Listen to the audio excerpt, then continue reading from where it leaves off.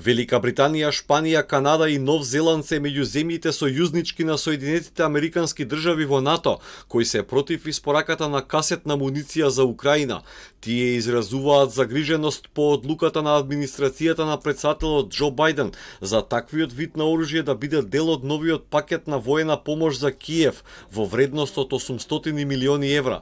Против употребата на касетни бомби си и Обединетите нации, кои апелираат до двете страни во руско-украинската војна да избегнуваат да ги користат, и одлуката на Соединетите Американски држави и противењата на дел од членките во НАТО доаѓа на неколку дена пред самитот на Алијансата утре и заутре во Вилнус. Одлуката на Соединетите Американски држави за испорака на касетни бомби се базира на заштита на американските резерви на 155 милиметарските проектили, кои се користат за полнење на хаубици, а украинската армија троши илјадници парчиња дневно.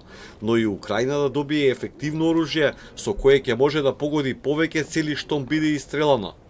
After days of speculation and expectation that the White House would be doing this, the Biden administration announced on Friday that it would be providing cluster munitions to Ukraine.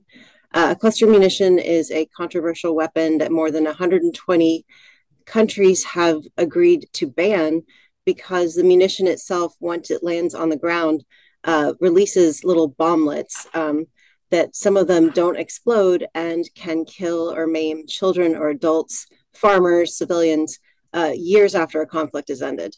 Според КОП, таков тип на муниција користи и Русија, но го нагласи ставот на Пентагон дека американската испорака ќе содржи пониско ниво на касетни бомби. Меѓутоа ја потенцира и веројатноста дека оружјето ќе остане на украинското бојно поле со години, додека Украина им ветила на САД дека нема да го користи во густо населени подрачја.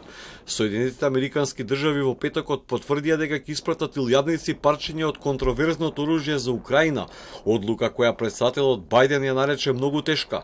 Касетната муниција е забранета во повеќе од 100 држави поради опасноста што ја носи за цивилното население. Обично се испуштаат многу мали бомби кои може неселективно да убијат на пошироко подрачје. Неексплодираните бомби може да останат на земја со години и неселективно да се детонираат. Таков тип на муниција беше користен и при бомбардирањето на Сојузна република Југославија во 1999 година.